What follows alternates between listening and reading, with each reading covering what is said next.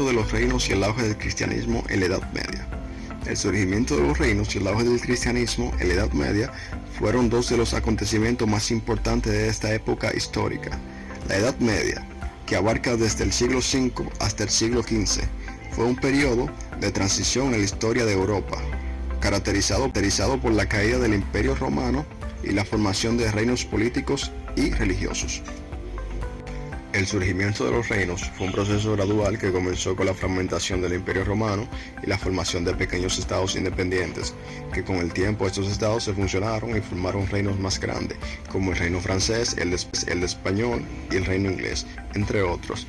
Estos reinos se caracterizaron por tener un poder centralizado y un sistema político estable, lo que permitió un mayor desarrollo cultural, económico y religioso. Por otro lado, el auge del cristianismo en la Edad Media también fue un gran acontecimiento de gran importancia. El cristianismo se convirtió en la religión dominante en Europa y ejerció un gran influjo en la sociedad, la política y la cultura de la época.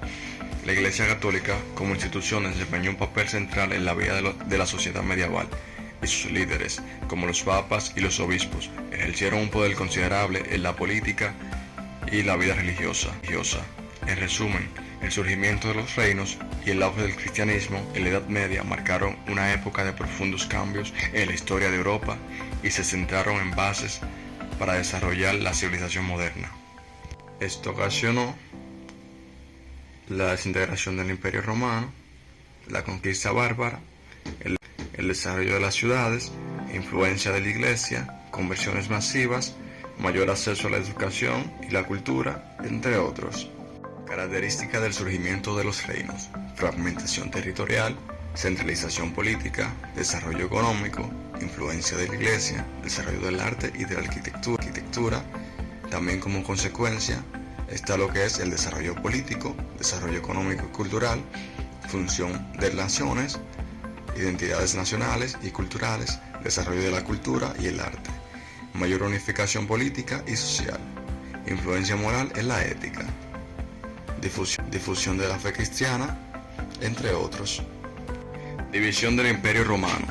En el año 395, el emperador romano Teodosio divide el imperio entre sus hijos: el Imperio Romano de Occidente, capital Roma, para Honorio, y el Imperio Romano de Oriente, capital en Constantinopla, para Arcadio.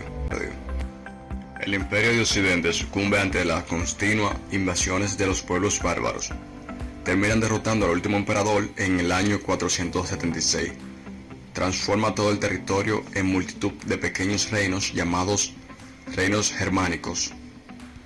En cambio, el Imperio de Oriente consiguió rechazar durante siglos a los bárbaros, consiguiendo mantener su estructura política en el siglo XV. Este imperio se pasó a llamarse Imperio Bizantino.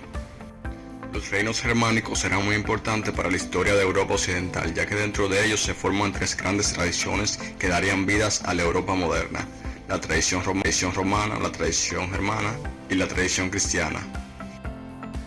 Los pueblos germanos que formaron los reinos más importantes fueron los burgundios, que se asentaron en el noreste de la Galia; los ostrogodos, que se asentaron en la península itálica; los francos, que se asentaron en el noreste de la Galia; los visigodos, que se asentaron en el sur de la Galia y en Hispania.